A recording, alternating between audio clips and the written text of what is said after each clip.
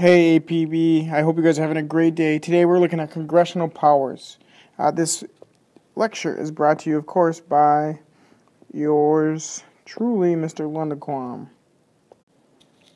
Okay guys, the power of Congress comes from what?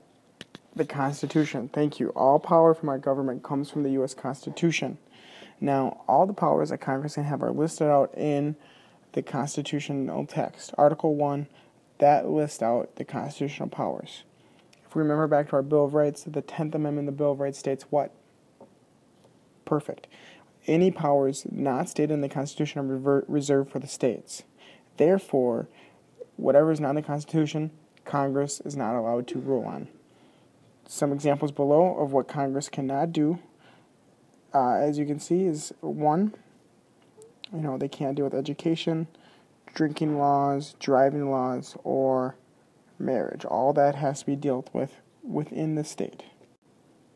Within Article 1 of the Constitution, it delegates powers to Congress in 3 basic ways. Express powers. Express powers are powers that are stated or expressed straightforward. There are implied powers. These are powers that are implied from the express powers. Even though it is not in the Constitution, we can draw it from what is already in the Constitution. And we'll talk about that more later. There's also inherited powers. It's inherent by the creation of the national government for the United States. It is basic to what the national government already does.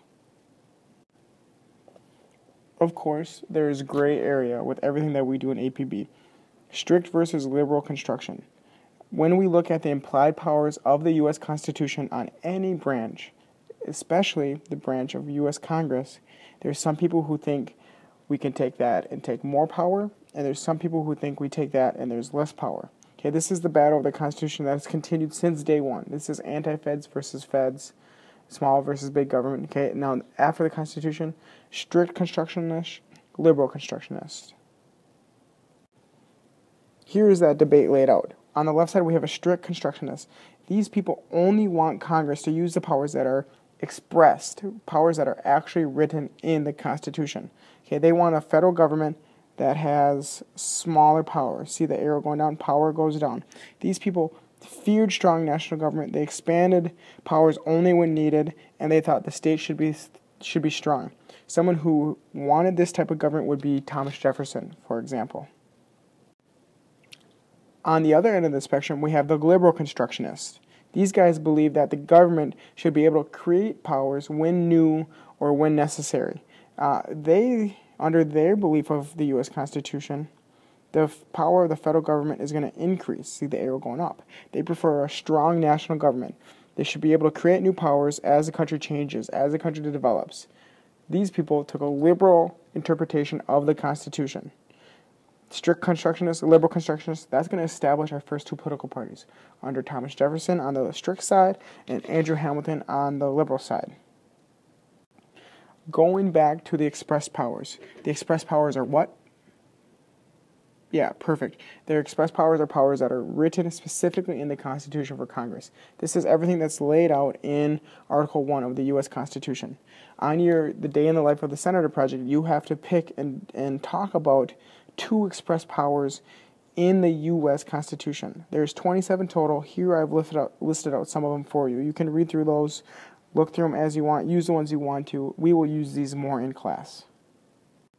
As for the implied powers of Congress, powers that are not written in the Constitution, a quick overview where that comes from. There is a necessary and proper clause that gives the Congress more power. Because I know how you're thinking. You might be thinking, why is Congress allowed to make up a bunch of powers for itself? Isn't the U.S. government limited? You say, Mr. Lundaquam, when we talked about the 6 principles of government, you said that government is limited. Well, it is.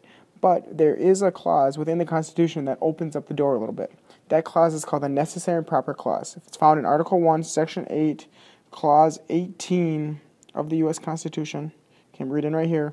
And it says, and it gives Congress the power to make all laws that are needed or necessary and proper for executing the express powers of government. Okay, so these are the laws that we need. These are the powers that Congress need to carry out all their express powers. This is also called the elastic clause. Why would we call it the elastic clause? Think of elastic in your waistband. Okay, it stretches. This allows the government to stretch their power. How much should the stretch of the government, or how much should the government stretch its power? Again, that goes back to strict versus liberal constructionists. How they interpret the Constitution. Some people want to interpret very strictly, where they only do what the government or the Constitution says. Other people want a very liberal construction belief, where they think the government should be able to expand its powers as needed. Now, throughout history, for whatever reasons, the power of the government has grown. Obviously, since Thomas Jefferson and Hamilton time to now, the power of the government has grown. Here are some examples of implied powers based off of the express powers that are in the Constitution. So, for example, one of the 27 powers of the U.S. Constitution says the U.S. federal Congress has the power to tax. Well, now we have to answer, how do we do that? Here comes the implied powers. The implied powers say, a liberal constructionist believes, okay, we can punish people who don't pay taxes.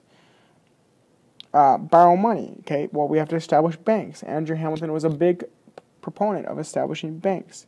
Naturalization, raise an army, commerce, post office, all these are express powers, and you can see over on the right side the implied powers that go with them. I hope this helps with your Say the Day in the Life of the Senator project. If you have any questions, email me, tweet at me, do whatever you have to do. Put a comment down in the YouTube box if you can get on YouTube from school. Let me know if you have any questions. I'll be here to answer them as fast as I can.